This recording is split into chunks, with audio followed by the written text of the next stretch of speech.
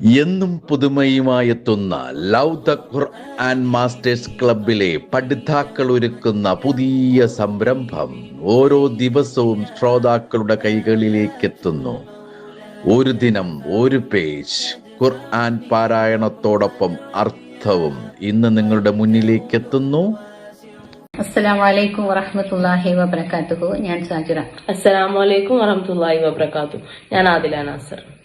ഒരു ദിനം ഒരു പേജ് അർത്ഥത്തോടു കൂടിയുള്ള ഖുർആൻ പാരായണത്തിലേക്ക് ഏവർക്കും സ്വാഗതം.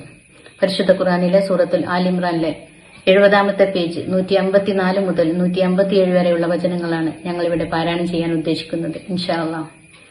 അഊദു ബില്ലാഹി മിനശ് ശൈത്വാനിർ റജീം. ബിസ്മില്ലാഹിർ റഹ്മാനിർ റഹീം.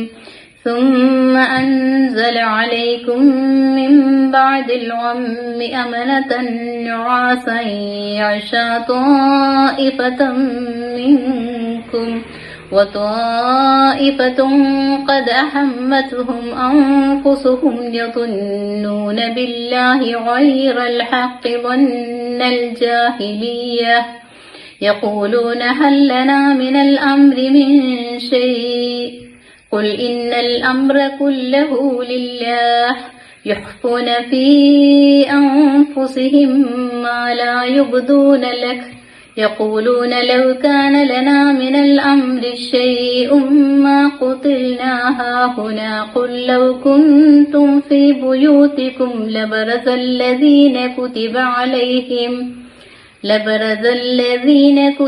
عليهم القتل إلى مضاجعهم وليبتلي الله ما في صدوركم وليمحص ما في قلوبكم والله عليم بذات الصدور.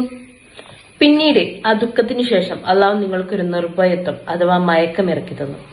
ആ മയക്കം നിങ്ങളിൽ ഒരു വിഭാഗത്തെ പൊതിയുകയായിരുന്നു.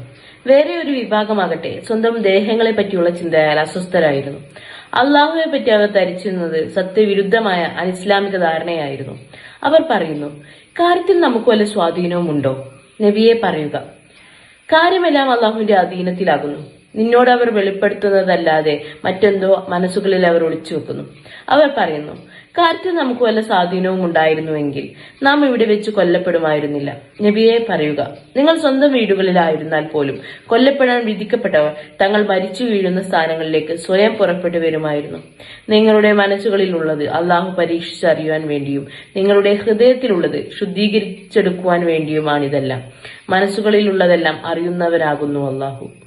إن الذين تولوا منكم يوم التقى الجمعان إنما استزلهم الشيطان ببعض ما كسبوا ولقد عفا الله عنهم إن الله غفور حليم. രണ്ടു സംഘങ്ങൾ ഏറ്റുമുട്ടിയ ദിവസം നിങ്ങളുടെ കൂട്ടത്തിൽ നിന്ന് പിന്തിരിഞ്ഞോടിയവരെ തങ്ങളുടെ ചില ചെയ്തികൾ കാരണമായി പിശാച് വഴി തെറ്റിക്കുകയാണ് ഉണ്ടായത്. അള്ളാഹു അവർക്ക് മാപ്പ് നൽകിയിരിക്കുന്നു. തീർച്ചയായും അള്ളാഹു ഏറെ പൊറുക്കുന്നവനും സഹനശീലനുമാകുന്നു. يا أيها الذين آمنوا لا تكونوا كالذين كفروا وقالوا لإخوانهم إذا ضربوا في الأرض أو كانوا غزا لو كانوا عندنا ما ماتوا وما قتلوا ليجعل الله ذلك حسرة في قلوبهم والله يحيي ويميت والله بما تعملون بصير. സത്യവിശ്വാസികളെ, നിങ്ങൾ ചില സത്യനിഷേധികളെ പോലെയാകരുത്.